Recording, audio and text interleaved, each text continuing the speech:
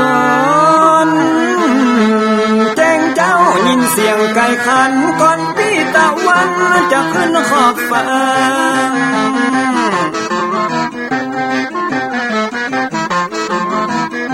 จะหันแสงทองทอแสงเจิดจ้าจัดการล้างหน้าอาบน้ำแต่งตัววันเริ่มต้นใหม่อย่าได้วันกลัวอย่าได้ขุ่นมัวกังบนโศกอน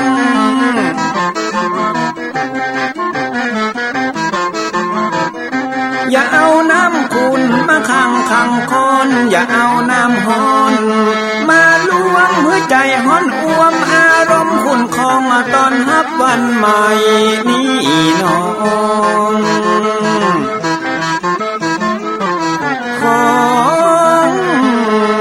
ได้น้อมเอานำทำคำสอนของพระชินวรประเสริฐเลิศล้ำ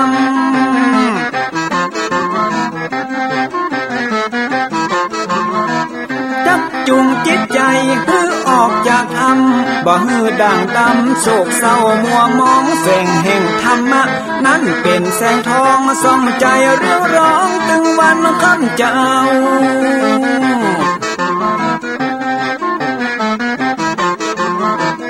เอาศีลมานำเอาธรรมมาเฝ้าคือจิตใจเฮาจุงเย็นฝ่าฟันทุกเห็นต่อไปหน้า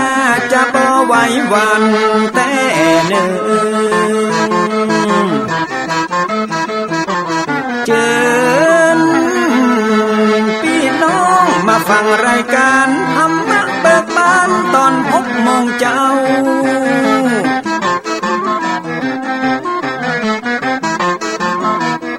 ฟังธรรมปื้นเมืองอันเป็นแบบเบาท่านพระครูวิสิทธิ์ศิลาภรณ์ตั้งใจเจ้าคณะตำบลป่าแดดนอนในเจ้าอาวาสวัดวังสิ่งคำตนนี้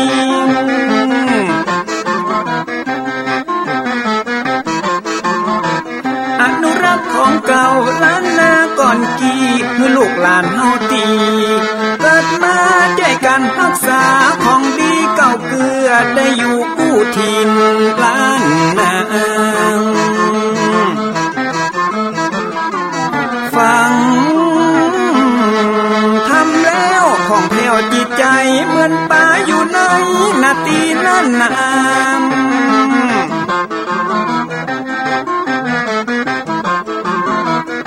เหมือนไม้สลีอันมีไม้กำเหมือนเสืออยู่ธรรมดงดอยคุณเขาสุขของมนุษย์ยิ่งใจหมู่เฮาสุขที่ได้เอาธรรมะห่มตุม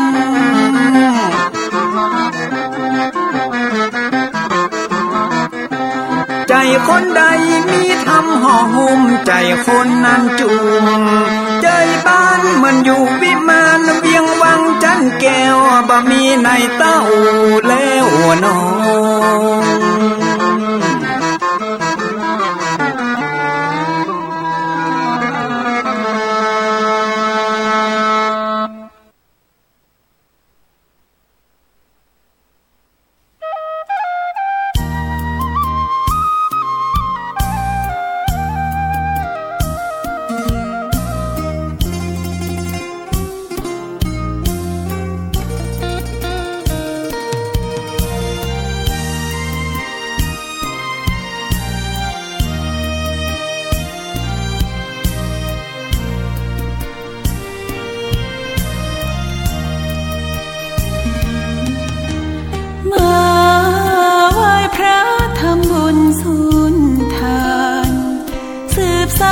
ตำนานโบราณกาลนานมีวัดวังสิงคำ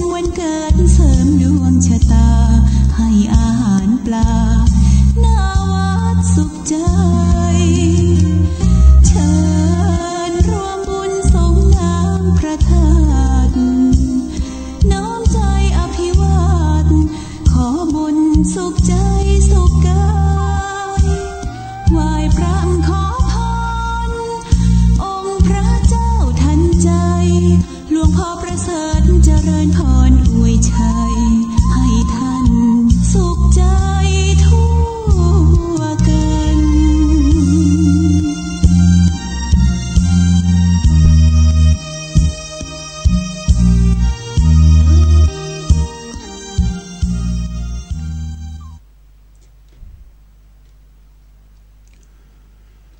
ขอยกมือ10 นิ้วกราบนอบน้อมอย่างพระติรัตนะเกี่ยวเจ้าตั้ง3 ประการอันหมายมีพระพุทธเจ้าพระสัทธรรมเจ้าพระสังฆเจ้าอันเป็นสรณะที่เปิ่งที่เคารพนับถืออันสูงสุดในชีวิตกราบคารวะแตบไตไหว้สาปารมีธรรมพระมหาเถรานุเถระภิกขุสังฆสามเณรเจ้าจุตนจุองค์อันหมายมีพระเดชพระคุณหลวงปู่พระพรหมมงคลที่ปรึกษาเจ้าคณะภาค7เจ้าอาวาสวัดพระธาตุเจ้าสีจอมตองพระเดชพระคุณหลวงป่อท่านเจ้าคุณพระเทพโกศลที่ปรึกษาเจ้าคณะภาค7เจ้าอาวาสวัดศรีโสดาพระอารามหลวงพระเดชพระคุณหลวงป่อท่านเจ้าคุณพระธรรมราชานุวัตรเจ้าคณะภาค6เจ้าอาวาสวัดพระแก้วจังหวัดเชียงรายพระเดชพระคุณหลวงป่อท่านเจ้าคุณพระเทพปริยัติเจ้าคณะจังหวัดเชียงใหม่เจ้าอาวาสวัด7 ยอดพระอารามหลวงอำเภอเมืองเชียงใหม่ตลอดจนพระมหาเถรานุเถระครูบาสังฆเจ้าภิกขุสงฆ์สามเณรจุตนจุองค์ด้วยความเคารพเจริญสุขเจริญปอนญาติโยมสาธุชนพุทธบริษัททุกท่านขอน้อมต้อนรับทุกท่านเข้าสู่รายการมรดกธรรมกำเมืองต่างสถานีวิทยุพระพุทธศาสนาวัดฝ่ายหินตำบลสุเทพอำเภอเมืองจังหวัดเชียงใหม่สถานีวิทยุพระพุทธศาสนาวัดหนองกายตำบลสันปะยางอำเภอแม่แตงจังหวัดเชียงใหม่สถานีวิทยุพระพุทธศาสนาจังหวัดเชียงรายและวิทยุชุมชนเสียงตามสายหอกระจายข่าวตามหมู่บ้านตามวัดวาอารามต่างๆพร้อมกันนี้เจริญปอนญาติโยมที่กำลังติดตามรับฟังทางวิทยุออนไลน์ทางเว็บไซต์ของวัดวังสิงคำอยู่ในเวลานี้รายการนี้ดำเนินโดยอาตมภาพพระครูวิสิทธิ์ศรีลาภรณ์เจ้าคณะตำบลป่าแดดเจ้าอาวาสวัดวังสิงคำใต้ตำบลป่าแดดอำเภอเมืองจังหวัดเชียงใหม่เป็นผู้ดำเนินรายการนำสารธรรมพื้นบ้านล้านนามาพบมาปะกับญาติโยมศรัทธาเป็นประจำกุวัน ปากันวันนี้ก็อากาศรู้สึกสดชื่นแจ่มใสเย็นสบายแล้วเปิ้นก็พยากรณ์ว่าช่วงนี้พายุลูกใหม่กำลังจะเข้าธรรมะบางวันก็คืมแต่บางที่ก็อาจจะมีฝนมีฟ้าตกลงมาโดยเฉพาะเปิ้นพยากรณ์ว่าแฮม4-5 วันไปนี้อาจจะมีฟ้ามีฝนคะนอง 70-80% ของแต่ละพื้นที่ออกบ้านออกจองก็เตรียมอุปกรณ์ป้องกันบ่ว่าจะเป็นเสื้อกันฝนบ่ว่าจะเป็นจ้องเป็นร่มเน้อและที่สำคัญสำหรับญาติโยมที่ขับรถขับราช่วงเจ้ารถอาจจะติดนักหน่อยตามถนนหนทางหรือตอนเย็นเวลาก่อนจะเข้างานกับเลิกงานนี่รถจะติดเป็นเจิบแต่ละสายก็พยายามใจเย็นๆมันถึงเบยกว่าเฮาเตียวบ่ต้องหีบบ่ต้องฟังคือเอาธรรมะข่มจิตข่มใจเนอะอย่าไปใจอารมณ์ใส่กันมีหยังก็คืออภัยกันเฮาเป็นคนเหมือนกันอู้กันหู้เรื่องมาให้บดีก็คืออภัยทานเป็นสิ่งที่ประเสริฐสุดเนอะก็ฝากไว้กับญาติโยมท่านทั้งหลายตัวเอง วันนี้ก็มาฟังกันต่อในเรื่องของจันตะกุมารจาดกที่ได้น้อมนำมาเทศนาฮือญาติโยมทั้งหลายได้รับฟังกันก็ผ่านไป 2-3 ตอนละ ในตอนที่แล้วก็มาถึงยังตอนที่กันดหารพราหมณ์ได้ออกอุบายที่จะแก้เพชรหรือว่าที่จะแก้แค้นล้างแค้นกับพระจันตะกุมารซึ่งก็เป็นอันประสบพบเหมาะที่พญาเจ้าเมืองได้ฝันแล้วก็นำเอาคำฝันนั้นมาเล่าคือกับเหล่าอำมาตย์ทั้งหลายก็ไปเข้าล็อกของกันดหารพราหมณ์พอดีเป็นได้ประสบพบเหมาะที่จะแก้แค้นยังจันตะกุมารก็เป่าหูพระเจ้าเอกราชอันเป็นป่อของจันตะกุมารว่าอันที่ต้านฝันนั่นน่ะถ้าอยากว่าจะไปถึงความฝันนั้นบ่ยากมีพิธีพระเจ้าก็ได้ถามว่าพิธีที่จะไปนั้นมันเป็นจะได้เนี่ยจะได้มันถึงจะได้ไปอันนี้พระเจ้าเอกราชได้ถามซึ่งอู้กัน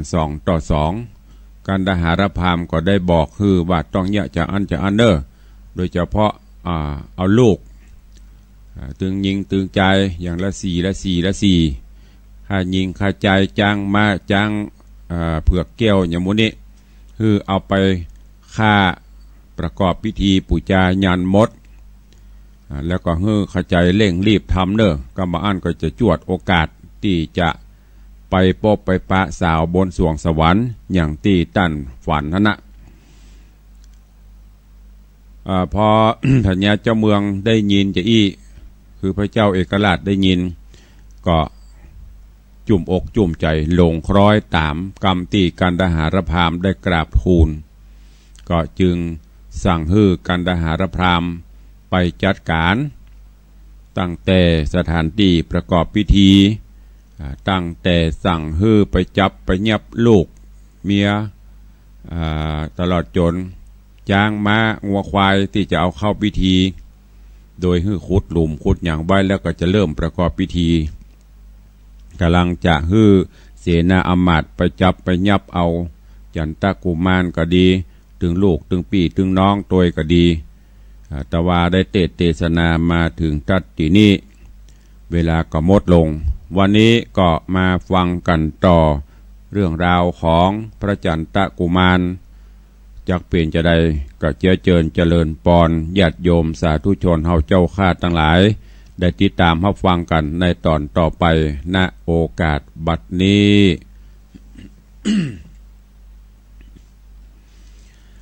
นะโม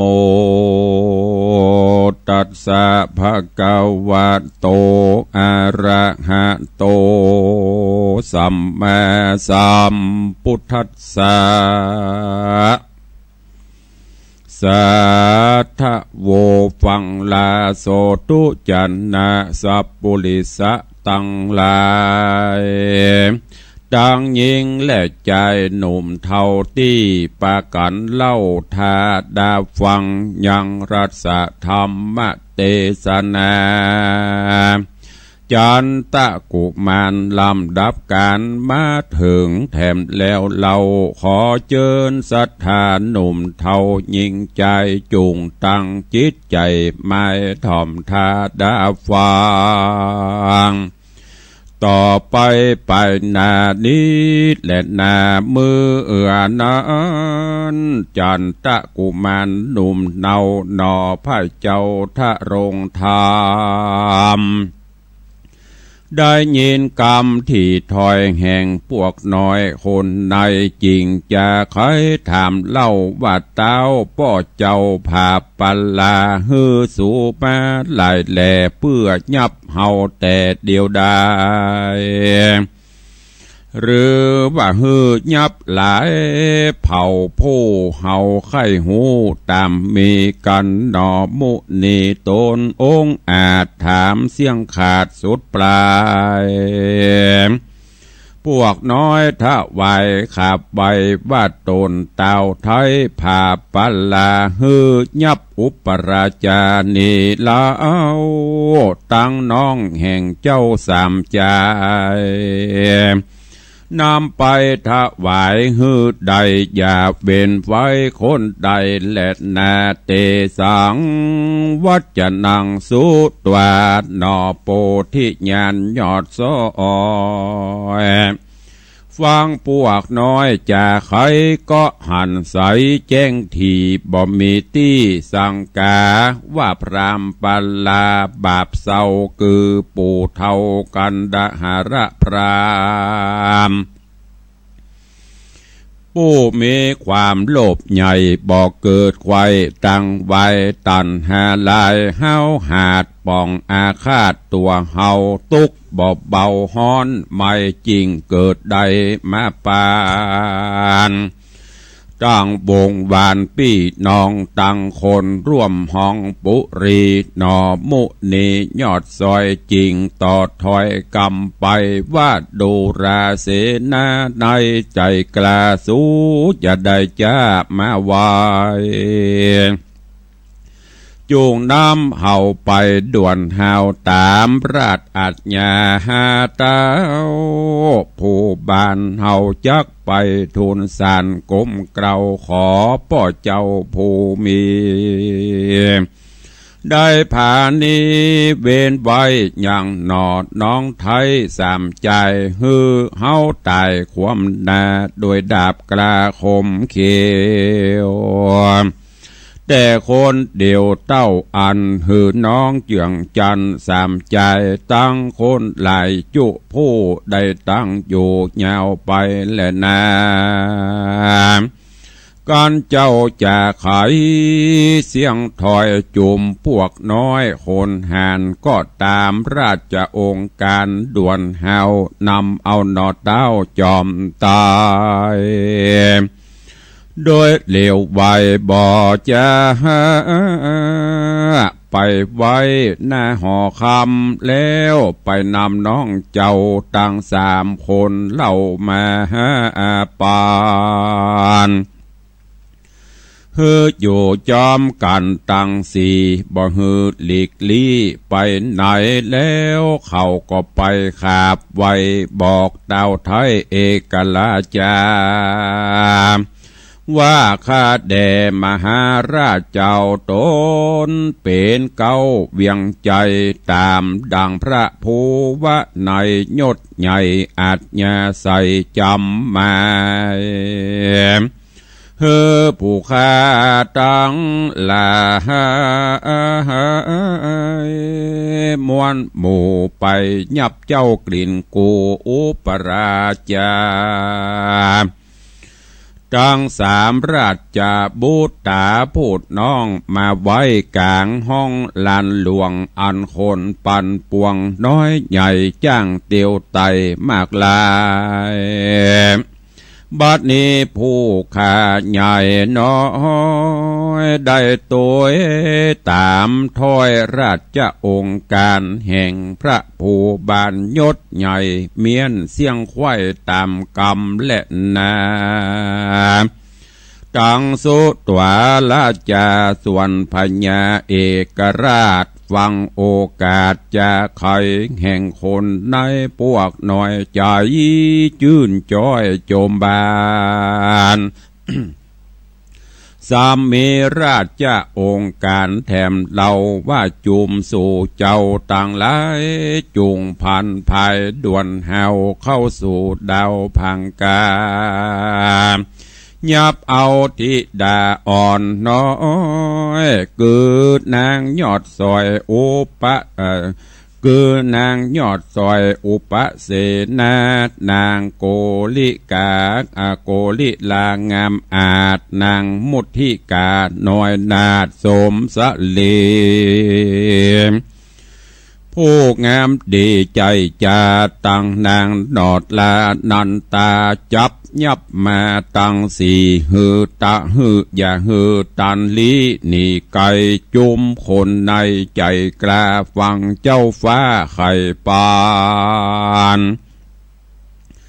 ก็ปากันรีบหาวตามอาจญาเต้าบัดเดียวก็มีหันและนาตะทะนั้นตะรังทัดนั่นไปแถมเล่าเต้าเป็นเจ้าภาพปลาก็มีอาจญาโปรองขาดมือพวกเฮาหาดใจไฟว่าสู่จุงใบมวลหมู่เข้าไปสู่หอควางยับเอานางน้อยอ่อนอันเป็นกู้ซ้อนราชเทวีผู้ทะรงสรียศใหญ่คือนางนาถไทยวิชญานางโสภาบ่อเศร้าคือนางนอดเนาเอราวัดีตังนางเกศีนีงามอาจและนางน้อยนาถสุนันตายับนำมาตั้งสี่อย่าหือตันลีนี่หายพวกน้อยลายใจกล้าฟังเจ้าฟ้าโป่งปันก็ป้ากันตั้งหมู่เล่นเข้าสู่หอควางยับสี่นางน้อยนาดจากห้องราชหอในนำไปไว้ด่วนหาวสู่ตั้นเต้ากลางสนามที่นั้นใจรามหนุ่มเนานอพระเจ้าทะรงธรรมคือจันทกุมารยศใหญ่กับนอน้องไทยยิงใจพงนั่งใหญ่ก่อนนาเพื่อหือเจ้าฟ้าราชปิตาเอาดาบคมจาฟันฟาดฮือชีวิตขาดเมื่อมอนตามพรามผมปอนใจหยาบได้ไว้ขาบทุนสายามนอนนางกันยามากเต้าตั้งแม่เจ้าเฮือนหลวงคนปันปวงไพร่ไตอันอยู่ไกลเล็งหานต่างปากันยาวเหยือกใจความเขือกเมาวนตุกเผารนจ่องหอยน้ำตาย้อยลำลายย้อนเมจะหักขอดยังสียอดเตวีสีราชบุตรี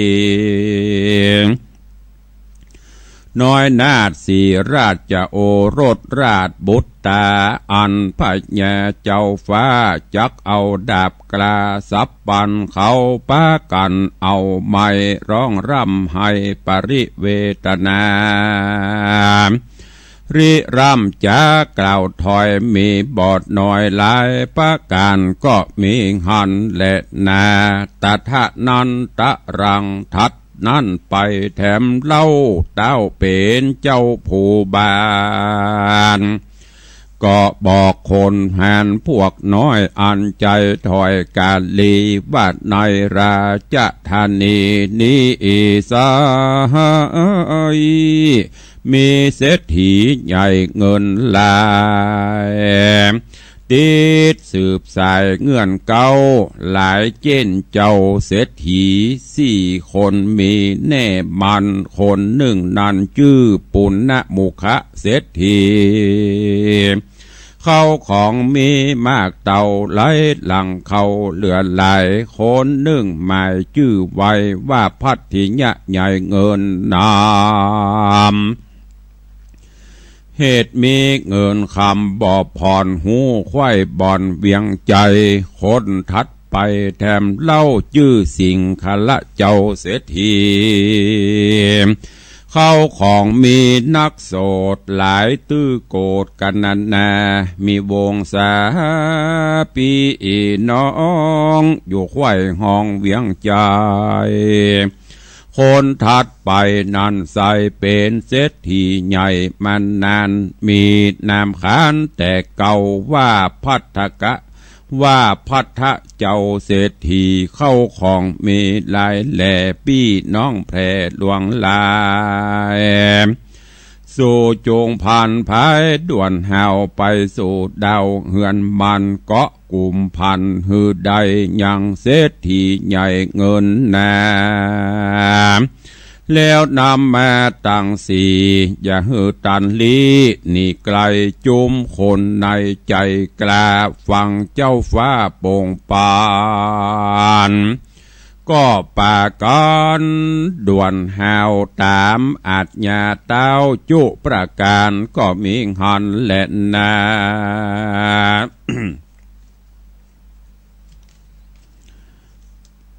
ยามเมื่อปโลหิตยามเมื่อราชปุลิสาพวกน้อยอันใจถอยกาลียับเศรษฐีตั้งสีออกจากที่แดนตนรีบเรรนไวว่องไปสู่ท้องสนามไปสู่ตองสนามยามนอนคนต่างหลายหลามหนุ่มเทาอันเป็นเชื้อเผ่าเศรษฐีตั้งเจ้าปุรีไพรไตอันอยู่ไกลเล็งหันก็ปากันยาวเยือกใจคว่ำเขือกเลโรนโกราโห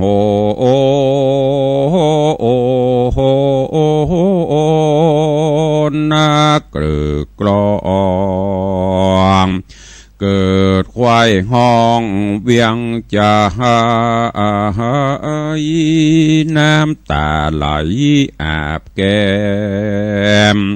ตุกอีบแอมโถมทองพ้องแนบมองบนเสาตุกไม่เอาแนะนำพ้องไข่กามร่ำถอยมีบอดน้อยหลายประการว่าเต้าผู้บานยศใหญ่บอดตัวไตตามธรรมเต้าฟังกรรมพรามเท่าอันบาปเศร้ากาลีฮือยับเสียทีไปค่าฮือความนาดับคานเพื่อปูจาญาณวิเศษอันจักเป็นเหตุบันดลหือตัวตนแห่งเต้าไปเกิดดาวโขงสวรรค์เฮาบ่หันเป็นแก่นคือบ่แม่นตามธรรมหากเป็นกรรมหึกหยาบคือเป็นบาปนำนาอันจักป่าไปเกิดในกำเนิดบายตาบ่หมายกึดไข่ถึงไพรไตยิ่งใจเต้าขนิ่งมาใจสอดจักเอาตัวหอดเดียวปล่อยหมายตัวหอยนักปราดปล่อยย้ายบาดเสซ้ำไปต่างดำต่ำไตย้อนตาบอดใบมัวฟาง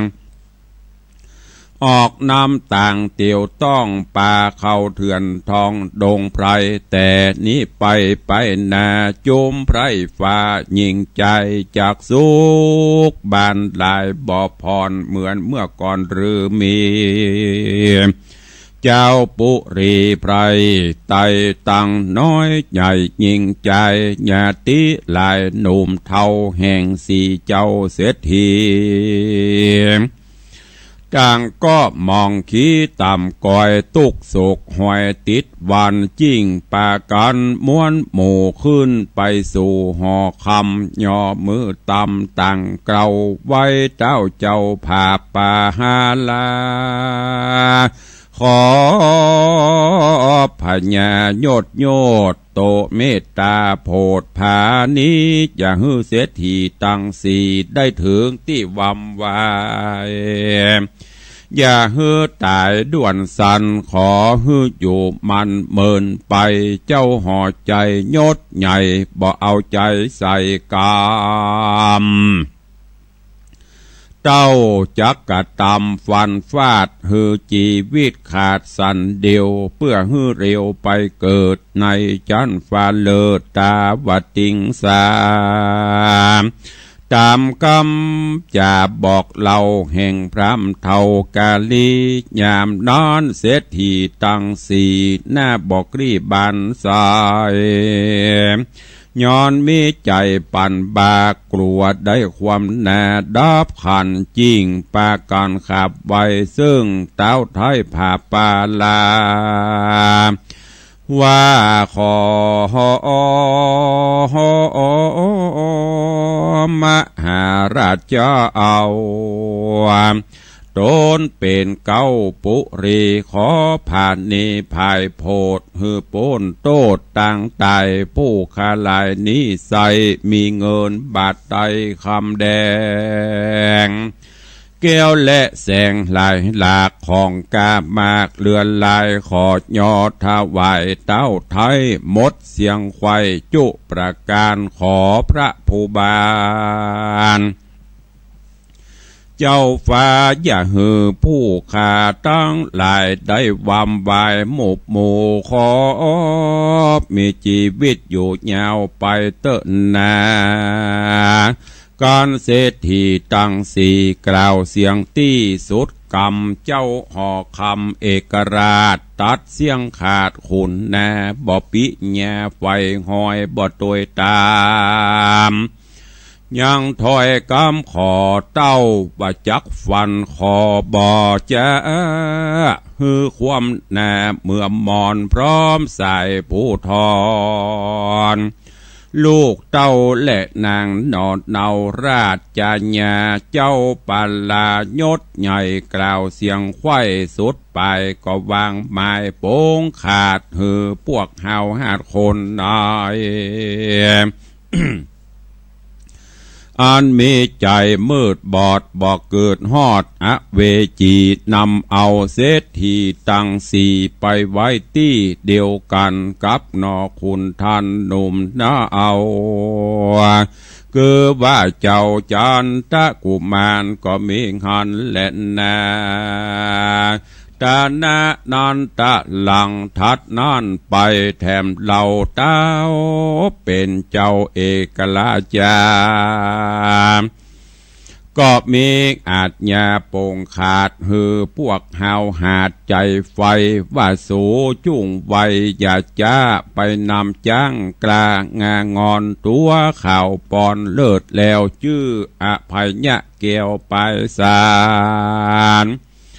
ตั้งจ้างเจียงคานผาเสดชื่อนาลาคิลีเลิศมงคลตั้งจ้างเตรียมต้นตัวงามอาจชื่ออุจุคราชหัตถี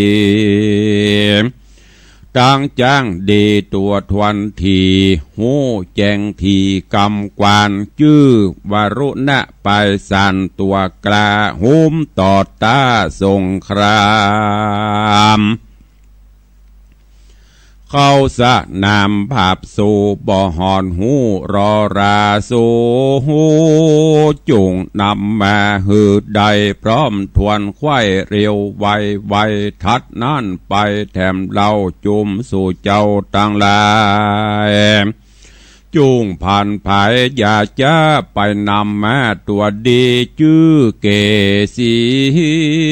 มาเกี่ยวอันอาจหือแล้วมโนนายตั้งแม่ตัวไปไวแวนชื่อสุภะมุขะแกวนพระโจรดังแม่มงคลตัวกลามีชื่อว่าปุณณะมุขะอาชางามปอตาเลิศแล้วตั้งมามิ่งเกี่ยววินตะกะเตรียมใจนำมาไว้มัดไว้ในที่ไกลจอมการทัดนานจุ่งเรียวปันไววาดนำงัวอุสุภราชแถมสาลีตัวหนึ่งชื่ออายุทบดีพาเสดตัวหนึ่งชื่อโมทกะเลิศมูลเมืองตัวหนึ่งชื่อนิสภะเรืองสองโลกตัวหนึ่งชื่อขวัมปฏิโลกดับหาย งัวงามหลายตั้งสี่อันกูจี้เป็นตราสูจุงนำมามัดไว้ในที่ไกลบัดเดียวแล้วจุงเรียวละดาบใบยางของเครื่องใจจุอันเปื้อปูจายันบันผู้กาละถูกยำงายอันหนึ่งสู่ตั้งลาทวนนาอย่าอยู่จ้านานไปจุงเดียวไว้ด่วนหาวไปสู่ดาวสะนามบอกใจรามอุปราชคือเจ้าหน่วยนาฏจันทกุมารนอผู้บานยศใหญ่ตั้งนางนาถไทยราชเทวีและเศรษฐีตั้งสี่หือแจงทีขี่ญาว่าคนใดนาใครอยากยังของจอบปากอาหารเข้านมหวานหลายสิ่งลูกไม่ยิ่งนาจงฮือหามาไว้เลี้ยงอิ่มใส่ตามใจอันหนึ่งคนใดนั้นเล่ามีลูกเต่าใจยิงคนเตรียมคิงแนบขังกันไฟอ่างเจยโจมอภิรมลูกน้อยตั้งกู้หอยสิเนหา จูงตามผาทัดนากึดไข่ตามมักไฟขะนิ่งในอันหนึ่งคนใดนั้นเรามีมิตรเก่าสหายตั้งตาดนายเท่าแก่และปอไม่เอาอาจุงสั่งลาเก็บหอยเป็นปังซ้อยสุดปลายเหตุเขาตั้งหลายจุผูบอดได้อยู่นั่นไปกันตาบันใส่พวกเจ้ากูนี่เล่าจักฟานฮือดับขันเสียงไข่บอกเบนไว้คนใดกันเจ้าหอใจห้าวหาดสุดเสียงขาดราชองค์การโจมคนหันแกว่นใจก็ฮับสะใสไปปันต่างปากันด่วนหาวตามอัจญาเต้าจุประการก็มีหันและนาอาทาในกาลานอนใส่เต่ายศใหญ่วาสวัสดีตั้งนางเทวียอดซอยอันเป็นพ่อแม่เต้าเอกลาจารหากจะลาเกตเท่าหูว่าลูกเต่าสายใจสะเวยเวียงใจภาพกวางนั่งเต้นเต่าเต้นโตนหลงเมาบนมืดบอดสวะละตอดกองธรรมจักกะตำกรรมหยาบอันเป็นบาปเลือดลายคือฆ่ายิงใจลูกเต่านางนอดเนาเทวีตั้งเศรษฐีมาจ้างเหือมวยมางจอมกันเพื่อปุจายันกุลใหญ่อันพรามบอดใบปโรหิตาได้โทนสาจุหล่อลวดใจหม้อตวยกำฮือคนแนะนำใหญ่น้อยได้ตำก้อยมองขีนางเทวีแม่ทายอดบอดได้เหลือใจก็กลาไกลย้ายบาดจากภาสัตว์แดนตนโดยเลโรนบอดจาไปอยู่ต่อหน้ากองตาแห่งพญาเอกราชแล้วโอกาสกำไปว่าดูราใส่ใจเฮ้ยลูกตาแม่นี้เล่าฟังมาบาลูกได้ดาฟันฟาดยังโอรสราชยิงใจ ฮือบอมใบกลาดกรอยตังสียอดซอยราชเตวีตังเศรษฐีมาจ้างย้อนไฟอ่างจักรตามยังปรีกรรมอันใหญ่เพื่อหือใดบันดลนำเอาตนไปเกิดในจันฟ้าเลิศตาวติงสากำพลจากล่าวแก่มีเตี้ยงแต่สันใดเจ้าห่อใจยศใหญ่ฟังแม่ไทยจะถาม ก็กล่าวกำงามกล่าวจี้ว่าแจงทีตามมีนางเตวีผู้แม่ฟังลูกกล่าวแก่ไข่ปานอกเป็นขวัญวู่ฮ้อนทุกทางคอนโถมแหนมีน้ำตาหลังย้อยจิ้งกล่าวถอยกำไปว่าดูราสายใจเฮลูกตาเอาลูกเป็นเจ้าผาปาลาสันใดจาหลีกเว้นบ่ตวยตามเส้นป่าเวณีวัดกองดี10 สิ่งทัศธรรมยิ่งกุลลายบอกคงไว้ใจใส่ละตอดใบกลางโหนโปลงเมาวนไตเตาเตียวต่างมืดเศร้ามัวดำกาตามกรรมฮึกหยาบอันเป็นบาปนำหน้าฮือประจาไพร่น้อยตุกจ่องห้อยเรโรนการฆ่าคนน้อยใหญ่ฆ่าสัตว์โลกไตนาบาเป็นบุญหน้าพาเสดฮือได้ไปเกิดโขงสวรรค์ไผ่ไข่ปานสอนฮือลูกลาฮือลูกโลหลังตัวกรรมตนองค์คำป้อไทยก็บ่ได้สาจาสอนเต้าองค์อ่อนปางก่อนเจนป้ออุ้ยแม่มอนไอยากาก็บ่มีไผได้จะบอกเล่าตั้งนักปราชญ์เจ้าอาจารย์ผู้ชนะจำนานฉลาดจบ10 ประสาทเลือลายก็บ่ได้หมายบอกไว้ตั้งแต่ไทยเดิมแม่สันได้จะลูกเต่าเนี่ยพิษแบบเบาโบราณเมื่อนานเต้าผู้บานเอกราชฟังกามถอยวาดราชมารดาก็ใครจะกล่าวแก่ว่าข้าแด่แม่เนื้อหัวปั่นดังตัวแห่งข้าใครขึ้นฟ้าหงสะวรรค์จริงใครปันบอกเล่าแก่ปโลหิตเท่ากันดาหาละพรามได้จะถามทวนทีฮื้อเสียงที่สงสัยมันก็ใครกล่าวถอยว่าการไฟหอยใจหมายใครพันภายไปเกิดในจันฟ้าเลิศเมืองโบนจุงฆ่าลูกตนป้อ8 4ใจแขวดเป็นตรา4ราชธิดา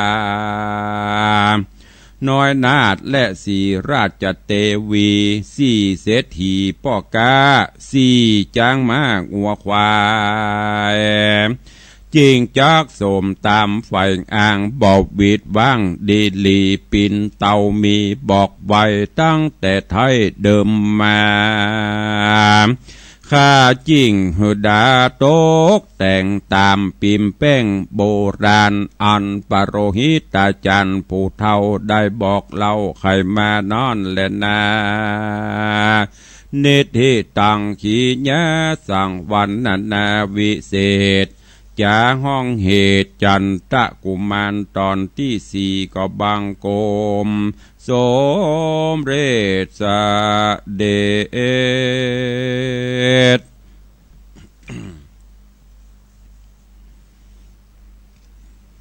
ท่านทั้งหลายได้ฟังพระสัทธรรมเทศนา ในเรื่องจันตะกุมารอันเป็นพระเจ้าสุดท้าย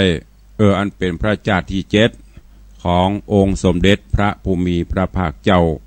ซึ่งพระองค์ท่านได้ปั่มเปงสร้างปารมีธรรมในพระเจ้าต่างๆในจำนวน10เจ้าที่7นั้นเป็นจันตะกุมารเรื่องราวในตอนนี้ก็มาถึงอย่างตอนที่พญาเอกราชาได้สั่งเหล่าเสนาอมาตย์ทั้งหลายไปจับไปยับเอาตึงลูกพ่อใจลูกแม่ยิงตึงเศรษฐีตึงจ้างมาอย่างละ4ตามกรรมตีปุพรามกันดหารพรามได้บอกกล่าวซึ่งในตอนนี้ตึงโมดตึงมวลก็ได้มาอยู่นั่งตีสถานที่จักประกอบพิธีกรรมลูกก็ไหว้วอนขอก็บ่ได้เศรษฐีทั้งหลายไหว้วอนขอว่าทรัพย์สิ่งสลิงคานที่มีอยู่จะมอบฮื้อขอฮื้อปล่อยก็บ่เอาจนบัดนี้เล่าเรื่องราวถึงยังไปถึงหูพระมารดาแม่เจ้าก็เสด็จมายังที่ประกอบพิธีก็มาถึงก็มาถามที่แรกถามเหล่าเสนาอมาตย์ก่อนว่าลูกข้ามันจะยี่หยังหมู่เสนาอมาตย์ก็กราบทูลฮื้อพระแม่เจ้าได้ฮู้ได้ทราบพอฮู้จะก็ฟังมาก็มาถามลูกคือเอกราชาว่าเนี่ยอันหยังประกอบพิธีอันหยังจ้าต้นสายไปเหตุเป็นจะได้ไปจะได้มาจะได้ขอเล่าให้ฟังเอกราชาก็เล่ากรรมต่างๆฮื้อแม่หวังว่าลูกเนี่ยฝันหันใครไปเกิดได้ไปเกิดบนสวงสวรรค์ซึ่งมันม้วนแม่เหยมีตึงนางฟ้าสาวสวรรค์มีตึงอย่างสปะสปันลูกให้ไปลูกก็เลยนำเรื่องเนี้ยมาปรึกษากับ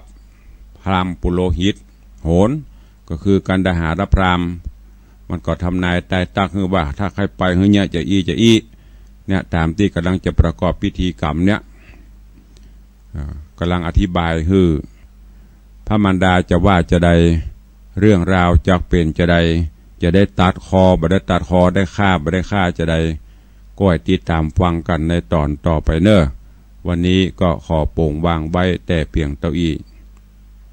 ญาติโยมท่านทั้งหลายถ้าเขาฟังแล้วบางท่านก็อาจญาเจ้าบางท่านก็อาจจะเกิดว่าไม่อย่ามาซื้อบื้อก็เรื่องเหล่านี้มันเป็นไปตามบุพกรรมของภัยของมันแล้วก็โดยทัศบารมีจะไปสุดตรงล่ำก็บดีเรื่องราวต่างๆที่มันเป็นไปบ่ได้ก็จะไปเชื่อต้องใจดุลพินิจพิจารณาคือสติปัญญ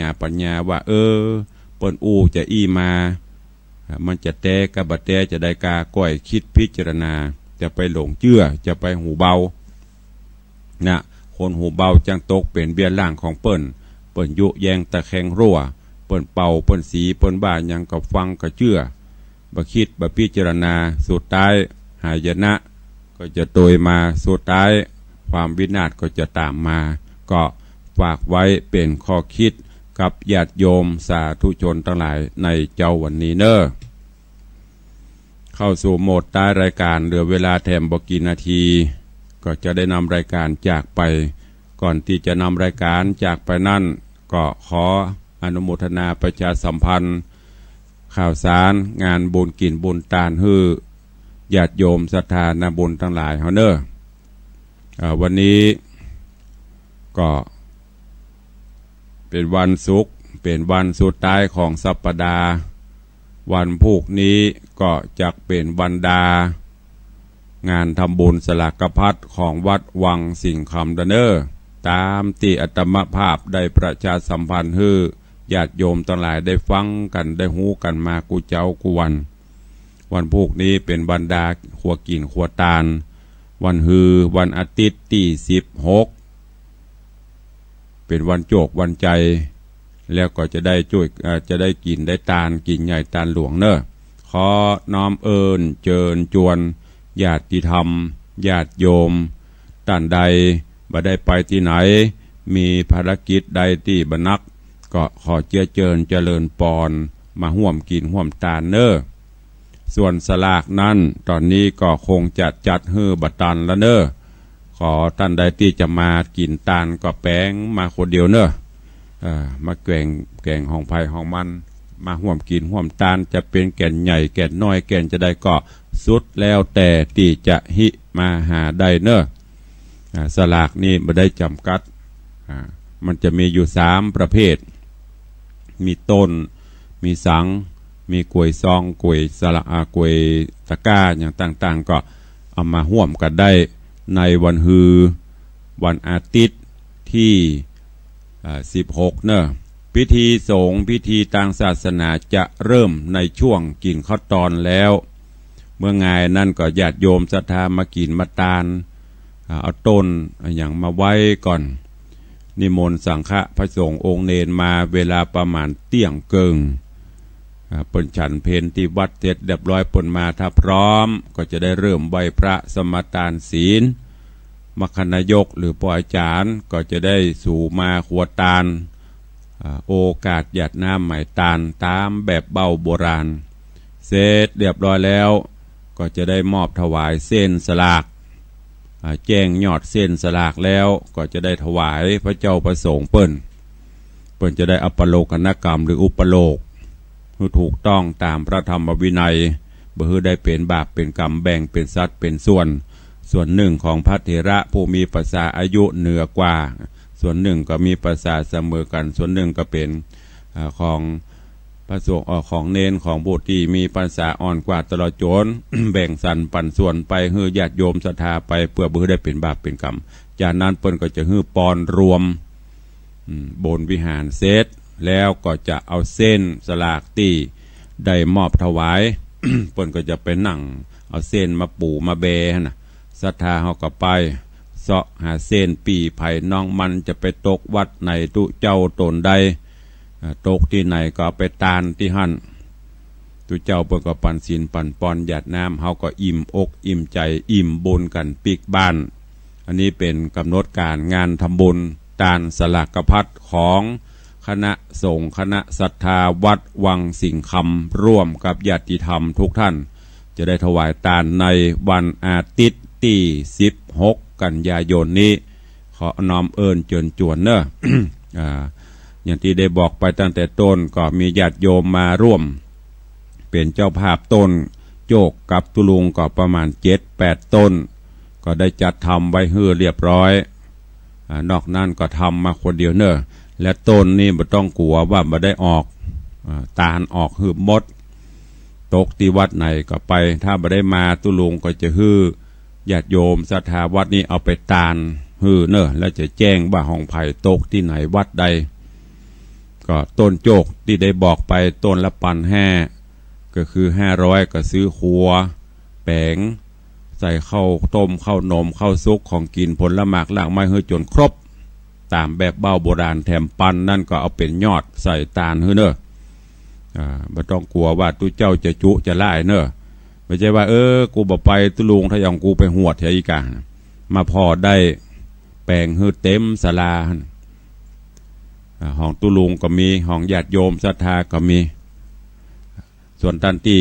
สั่งประเดี๋ยวนี้ขอประเดี๋ยวนี้ก็อย่างที่ได้บอกเนอะแปลงบัตรตันละเพราะเวลามันบ่มีละตะวานี้ก็ได้กางเต้นตั้งโต๊ะตั้งอย่างจัดเตรียมญาติโยมจะมาก็มาในเนอะมาห่วมกันได้ถ้าบ่ได้มาติดภารกิจก็บ่เป็นยังเพราะว่าบุญอย่างที่ได้บอกนะผู้มีบุญท่านที่จะทำได้ถ้าบุญเขายังบ่ถึงบุญเขายังบ่เติงจะได้มันก็ตึงบ่ได้ไปอันเนี้ยเหมือนอย่างเขาซื้อหวยนั่นน่ะ